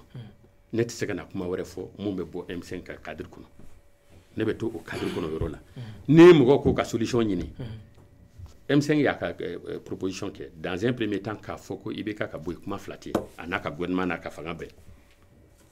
dans un deuxième temps intervention kele anya memorandum ke ka fo ibeka be se ka to mais il faut imprimer sur plein pouvoir. D'accord, anda bina c'est M5 ka fait voilà donc ça là c'est pour assemblée na fa de ma bi atoli na atoli balia akachi bi na fate malien bon, na problème ko ne be ba donc ka fo ne encore réforme ka ke beba donc ka fo Mali élection saria do kanga changer quelque do kanga changer en follow de ya fo URD la wa anya étude kala ka jabi do fala ni anko o kake aywa amma ko be jo service législatif do la akera ni assemblée o akera constituante o akera fon fait fo do de kaye mun be aywa voter Mali de to la o mun floé donc pour que ka o tige faut ka dialogue de ke discussion qu'on a là M5 ni IBK ka discussion qu'on a là nous benamuka abeta o tugo de la mais Mali mako be service législatif do la akera ni assemblée akera constituante akera tachugo wore fo do de kana sigi ka sariya do sege Mali de to la akasoro kata ni constitution da akasoro kata référendum afla la jumen na fakabu bon kadaka détail contesté le assemblée mumbe bon ne mun nafa ka bon ne bolo ne ay ni kele kera ne jama be na muna o nafa de ka bon parce que fon be ni ya ke na tike ben ko nala problème bala hal ni ya fo ni ya proposition que M5 na 600 ka fo fendo ka ke assemblée ka to chuga dola peut-être bembe ke fendo la mais ni be ma ke muna ni ya fo ki ba ke krefe o ye ka lañini o mais ini mu be nyogona no to ka lañini mangante ban kelete ban OK Boubacar bu pamba e ka fambe sira mun ka ni ya jate mine jabi folo mun bora administration territoriale fait no ye marabolo ministre o jabi ministre de la justice ka kuma fola aka kuma na ni ya jate mine o de bina tata kata di kuru kuraima o RFA o bara bi se ka ke chugodi kada fole nga CEDEAO e mun fani ni tekele ulugo ko ka segi kalata ka bon be fe ka mun fo fo ka anga danfara bla politique bara ani sharia ka bara fo ka fara ka bonyo wala et je pense que CEDEAO filla o yoro de la o politique bara ta kana chungo sharia kono donc ça pose problème donc fulu ka fara ka bonyo wala ministre fana be ka fo chogo mina bi ni ya jate mina abena ni gela do parce que jamana min ta yɛrɛ bolo bilen ni an ka jamana fanba si sariya tɛ ka boli a kan bilen ni an yɛrɛ ka ɲɛmaaw kɛra sariya sɔsɔba ye wagati caman kɔnɔ ni nani i jɔ o wagati kɔnɔna na k'i bɛ sariya boli malidenw kan cogo sugu dɔ la a baara man nɔgɔn donc a ka kan Kulibali y'a fɔ cogo min na an ka se ka sigi ka kuma ka fɔ ka bɛn kɛ maintenant o bɛ ladilan sariya kɔnɔ cogo min na an b'o fɛɛrɛw tigɛ. Maintenant ni ministre ka tableau lajɛ an y'a ye M5 mɔgɔ dɔw minɛna kuma caman b'u da mais o tɛna ni basigi ye jamana kɔnɔ a ka kan bi an k'a dɔn k'a fɔ fɛn mun bɛ yen assemblée ko tɛ cour constitutionnelle ko tɛ c'est à dire que n'i ye Mali jateminɛ kabini IBK nana fanga la fo ka na se bi ma mun bɛ yen n'an ye volet économique ta n'o ye sɔrɔ sira ye foyi ma ɲɛnabɔ sɔrɔ bɛ latila jamanadenw ni ɲɔgɔn cɛ cogo min na n'an b'a fɔ répartition distribution de la richesse a ma ɲɛ distribution de la justice a ma ɲɛ sécurité a ma ɲɛ o tuma président ta kun kɛra jumɛn ye finalement donc n'i y'o bɛɛ jateminɛ o bɛɛ mana fara ɲɔgɔn kan o bɛ na ni gɛlɛya dɔ de ye o de y'a to M5 ka revendication kɔnɔna na n'i y'a jateminɛ u tɛ kuma cour constitutionnelle kan en tant que tel u tɛ kuma assemblée kan en tant que tel ou que la démission du président de la République. Mais pourquoi la dissolution de l'Assemblée? Dissolution, c'est en filigrante. Mais le truc essentiel, c'est de dire... Revendication principale. Le président qui a démissionné avec son régime. Maintenant, son régime, on a analysé, on a regardé qu'est-ce qu'ils veulent dire par régime. Ça veut dire le système. Ça veut dire, Bibina, Halnié, Assemblée, qu'est-ce qui va se passer? on va réélire d'autres députés. Mais qui va valider ces députés? C'est la Cour constitutionnelle. Et les décisions de la Cour constitutionnelle, on dit déjà que c'est inattaquable. Nous, Cour constitutionnelle, constituera. Est-ce que c'est avec la légitimité, la légalité et tous les ingrédients qui sous-tendent le droit, ou c'est du colmatage? On appelle ça du bricolage judiciaire. Donc, Bibina, ni Cour constitutionnelle, cette Cour constitutionnelle,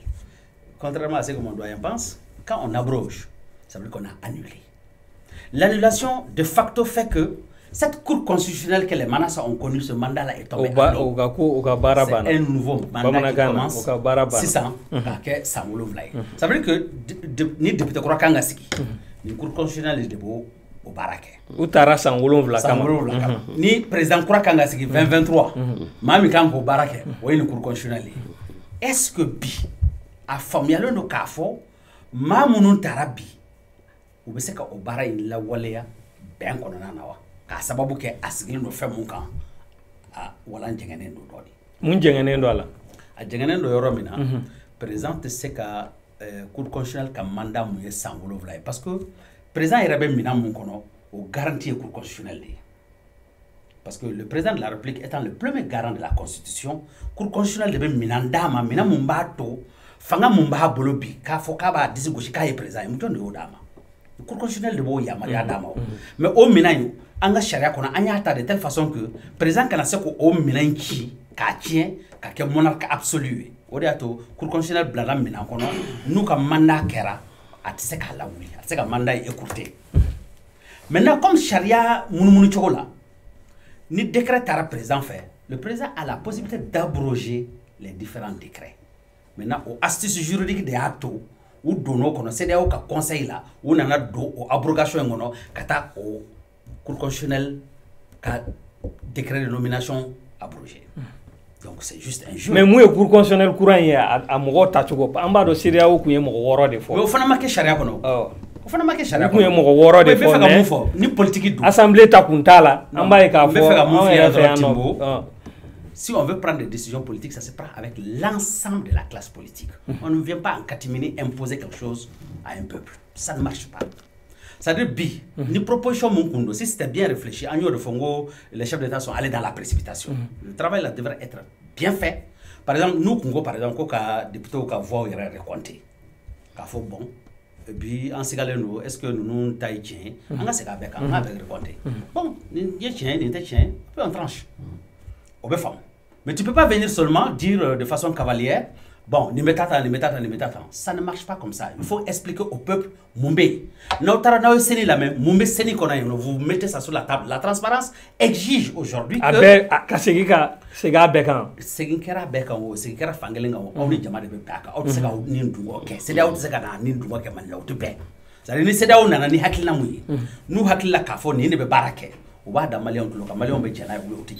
Maintenant,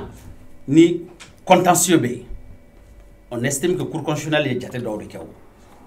Il y a déjà des cas où ni tigara ni matière ni bêta. Maintenant nous hakli là.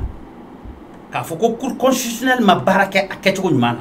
Quand faut nous voir d'autres voix mangatike. Nous t'as administration territoriale voita. Tu déjà te vois. Recours mounumé no blue belagio. Donc mon tien. Est-ce que maintenant c'est mon faux tien ou bien tien. Mais problème est romina. C'est-à-dire que quel que soit le cas de figure, si on ne fait pas attention, le Mali est perdant si on n'est pas dans l'intelligence politique. Mouira. Bibina, si tu dis que Manassa est mon fort à Bengal, vous croyez Manassa en tant qu'individu, ce n'est pas elle. Ça veut dire que la Cour constitutionnelle, telle que prévue dans notre constitution aujourd'hui, ça ne vaut absolument rien. Beaucoup me fait cadeau si ça era en tant qu'analyste, il y a des solutions folles une assemblée qui a du monde ka chiwa ka segi yoro wolon vlain élection kan wa munde kan ube ka organe constitutionnel do sigi munde kan c'est-à-dire a bekay problème te a bette gagner ni ya e mbafi nga bekay parce que benkan est fin bay au ka 147 députés est-ce qu'ils sont représentatifs du Mali? Nous nous apportons ça le substitut du pouvoir du peuple. C'est pas exact. Mais si le Mali décide d'être républicain et que nous décidons d'être représentés par 147, on se contente de 147. Si demain, si on descend devant en représenter, on va représenter. problème to lo nango bi assemblée est problème anga ke constituante oui ben kalo mais ko fo politique de bibi na constituante prévoyante anga constitution on tout ça ke maintenant les politiciens ko bon gele nana parce que exercice bena limité na nana kana c'est limité do la anya e ka fo anga tableau nanga formé la te ka bemble avec un ani gele ade o le ka kana no ya shara don tara de pour ka ka no ya anu no che anga na kele shara ta ko yodo mais ni shara bena amblani wana ama sigi ka shara fle a fiye de même sharia la ou bien fiye de même en yere la donc o be la clé donc na am bena mun kan ko de kanga ke cela s'impose à tout le monde problème to au niveau mais problème est mouillé mun nana ni assemblée problème mun nana ni cour constitutionnelle problème au beta e ka fo tableau la gouvernance là parce que il y a par exemple que assemblée président sigli nana ni problème parce que ko ka famia là Moussa Temene sigira ibeka de faire donc c'est le cumul du pouvoir. Le président aujourd'hui constitutionnellement est un monarque parce que cour constitutionnelle y a allé. Pourquoi? Les 9 sages c'est lui. Le président de l'Assemblée nationale généralement majorité présidentielle le président Kamaye ayerebe saba Sugandi généralement oyataye conseil supérieur de la magistrature allez ne fana yo nyamay donc 9 sages ni jonta donc ni a jetemene ni dana balaya nana en kan ka falen de ke o be konnana mais nan dalen no nyongona nango bon car ça est mago be menana parce que pourquoi le pouvoir be dira président parce qu'on dit que le président étant le premier garant de la constitution fanga do kanga dama pour que abse ka fendo la walaya abse ka an lakana ni fanga ye chogoya mona o da to fanga do dira ma maintenant yera ka fo avec ka fanga utiliser fanga refe donc soit fanga o be boshala ou bien faut aka wala sema parce que ateka mina amene chogola o de famia ni donc M5 be munyene bi be se ga yoroninga ça veut dire que assemblée c'est le système maintenant assemblée le système kono cour constitutionnelle le système kono nous ko yekele mu nga wakati do la les réformes constitutionnelles en réalité pose problème parce que hal ni korofela déterminé problème de sécurité mo be qui dal gérer le chogomina mais c'est un problème institutionnel maintenant au bébé la chogo men ni hakilna dmay c'est une question politique. D'accord. Ibrahima Kebe, cour constitutionnelle kura mun sigira do hun temene aw refa be se ka ke sababu ye ka aga gelen wuliya. Anga temene la. Cour constitutionnelle kura mun sigira abe blamina min kono o des règlements politiques. Donc comme il y a fait tout le monde est d'accord qu'au problème politique il faut des solutions politiques. Donc au cadre communal là, akila abe se ka baraka. Mais côté n'a pas oui on a mais le problème de gouvernance il faut au déjà foyer maintenant c'est comme la vie comme ça sinon au coin donné no ay rek chamango la anga mirina yimmi o donné no la nokoto la ameka mais cour constitutionnelle ni ya jatemina sigi chugo fe mo munun do na kono do ba ira ka fali o yoro la saria sun seben sosora bon maintenant charia ko école ko karamo ta kono charia sun pas il m'a placé non allez voir la même la façon dont Jamana Korofla do gérer notre ministère viole notre constitution on y président Sigira ay Sénat ko proposer un wati mina ani mimba fait ko faina no faina kele flana ko sharia sumba o bunyali nere de d'accord ma mon président ate kalo demande nimbo eni dino a dum fait ka élection législative partielle organisée dans certaines zones du nord o mais ngote sharia sumba on a même député qui a mandat prorogé le Minkera, ce n'est pas dans la constitution. Mais quelle a été la position de l'URD? Bon, parce que l'URD est consigne tout assemblée de président Sigilko là, où ils ont violé. Au Kerapena, peut-être il va violer une camille, tout là au camp de donc maintenant, et avec des règlements politiques de Okun donc au règlement politique je pense Kadaga CEDEAO ere munfo hotel ninta CEDEAO e woro inde fo ninta chien floyer bimeke anga jamana pro be se ga a témoigner au règlement politique ne kera même Guinée Bissau fara anya kuma fo donc ni a gelera ka ce niveau de là des fois ou be charia ou la kerefe parce que mi na geleli en réalité charia tourner à kunka o do bon ayri mi assemblée koini c'est ça o be se ka faire mi se ka so on a déterminé amé minimina digin sera de nana kaba quelqu'un sera colon sera chama donc faut fouler casser faut be sera tout c'est vrai il faut aller à des réformes au caranga fait en vrai je ne parle pas du collectif mais en position est ne be tom yere personnellement il faut aller à une nouvelle république. Il faut aller à une nouvelle république carrément qui prendra en compte les aspirations profondes de notre peuple. Ça n'engage que ma personne et ma structure, mon collectivité. Mais à Medanga Mika, c'est vrai, M5 RFP, Mika Wulika Jo, Amadou Moshila, avec des revendications claires et nettes. Hali Mounbe Fangala, où il y a donc que M5 Beka Kuma Mounfo, Jamana Trabou, la Bère Fanga Wayam, Beya donc, Koetien, Nogo Tout, la Bère Benenopa. Mais il y a des solutions Mounbe proposées. Mais M5 numéro 2B, les éléments incontournables au niveau du M5, pense que l'Assemblée Hanna Glantouré sur la là, à Borayo, Glantouré sur la câble, il m'a demandé de quoi il faut, Kaoudim Yakma Fogatame. Mais après, M5 là, officiellement,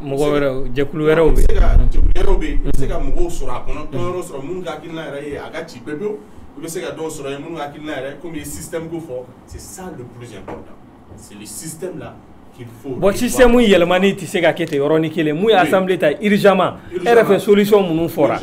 Constituant tout au fora. Allez, ni urgemment, au bébé dépend un rapport de force sur le terrain.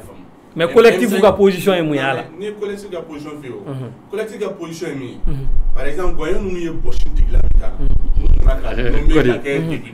donc maintenant, au cas, c'est-à-dire qu'il y a un mal on a confiance qu'il y a solo. Tiens, nous y bossing de la parce que il va mais n'a fora ko consistant du besigi kebe n'a fora ko consistant du besigi ka obe do akono ale ni député munumbe 600 uluka au ka faruka ka mo wera uta M5 kono RFP kono ani société civile ton wera kono ko fara au bela jelenga ka ke conscienti o te solution do e bia ay waye mi fo c'est-à-dire ni nasula ni maw sigira jama mana sigiga be minka wala no kan to mina o tati mais min jelendo c'est-à-dire imana processus ni bela halika kon M5 ni manga fe wulila ba ya do a sumbora élection contesté bilila après fin rokla ka gerefa la fo kana se bima ne a règlement pour que ça ga jo la sigi jo tigi ma ka la bila sigi la tigi ma akila Ousmane ma se fa ra photo mais faut que ça bouima al prendre ko loteo aka sege o fana se ka soro règlement politique kono aka sege nous ko boshin tigla nous boshin tigla ngel nous na ya en fait yala sharia la nous no kanga mine ni barala wo manga no parce que mana fait choix ça wala même na ma do fa ça yala se ka goyon kulubale mine ka to jelaki e ka ma fale kun koro. Ok, Kébé, mais ni si ça, ni solution fly na ne fait gado. Constituanti. Awa kanga mara chorwa do wale jawara. Atla le be kesel la, ale be kesu kuna assemblée kono. Ale re don to manya assemblée kono. Mais ale ko ni jamana basigi don, so wala na ra passer la renouveau de ga. Ni jamana basigi don,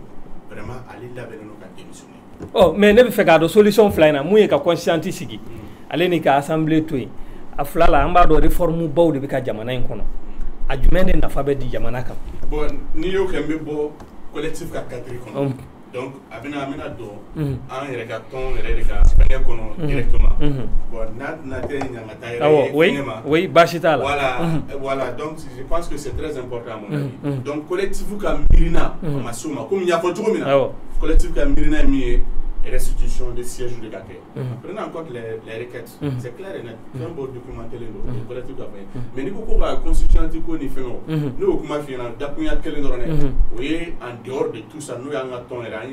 communiqué au niveau de Bola qu'il faut aller vraiment à une nouvelle république. Donc, nouvelle république, il faut faire un bel de donc, tu fais garder à détail pour ne pas qu'il y ait confusion. Oh, mais le plus important, avant d'aller à cette nouvelle république ou avant d'aller à cette constituante, il faut que dossier ka sigi jotiki ma ka galaki sigi de la kitima nous ni na marque cadeau ka toli ka cadeau parce que nous de min fort par exemple katikauma mais narakaw yo kelendo ko kera o donkele de mais kuru ye narakaw maintenant pour que yani ka bokuma na me fe ka do ko jore ka sigi ka galaki comme ça malion be dala ka fa ni mo we sharia soso ka sharia ke briefing ka soso Kébé mogo munu tara kurkura en konna na aka danaya bu kan wa bon on était au débat personnellement parce que danaya ko fana do oui personnellement né au final nous na jabi mundi aw be so ama wa non mais ko défier non le plus important pour nous il va étape munu kera na ya étape jate na se ya foni ya anga jamana do fola ni ya chine fola ni maketa élection contestée là une élection contestée ça c'est vrai mais à sera niveau mina faut que tasser courou fallait ni ma faut que tasser ni etc ni a chien foroye ni bébé fait là mais à tout ça ni diabi mon bord là d'accord on est sur la bonne voie ambi bi jamukan kunche ni oraina ka bela jelen fo energy tv jabrani fle bagaw ni ma fle ay famali chaman ke anga bi gele yaw kan aka gele anga se ka solution do tirer ni chogo yanate mais be ta fo mumbi fe ka fo ola me anga mo welele fo